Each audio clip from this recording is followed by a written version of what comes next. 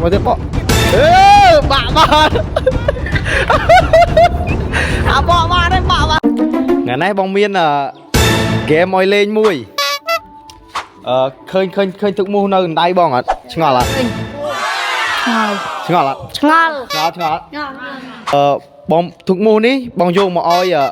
ទាំងអស់វាមាន5កងទាំងអស់វាមានមួយកងវាមានអោបគ្នា2អញ្ចឹងវាមាន10ចឹងហើយបងសម្រៅឲ្យក្នុងម្នាក់ដោះវាឲ្យចេញពីគ្នាយល់ទេបាទយល់អត់បាទទាំងអស់វាមាន5កងស្ដាប់វាច្បាស់អត់ឲ្យបាក់ទៅណាបាទបើហ៊ានតែដោះបាក់ចាញ់បដ យបេតបន្តិចយល់ទេបាទស្ដាប់បងសិនស្ដាប់ស្បេតយកតែ3នាក់អីហើយបកមិនកុំឲ្យបាក់បើបាក់ចាញ់អូតូហ្មងស្រេចអញ្ចឹងបាទ1 2 3តោះ again បេតតែបាក់ចាញ់ណាតែបាក់ចាញ់ហើយខ្ញុំប្រាប់អត់មានអីទេបាក់ចាញ់មួយតែបាក់ចាញ់ណាចាញ់មួយហើយជ្រុះចេញកម្មវិធីអាម៉ាប់លេងមួយឈោសិនហើយគ្នាមួយហើយអាយ៉ានេះអាយ៉ាមក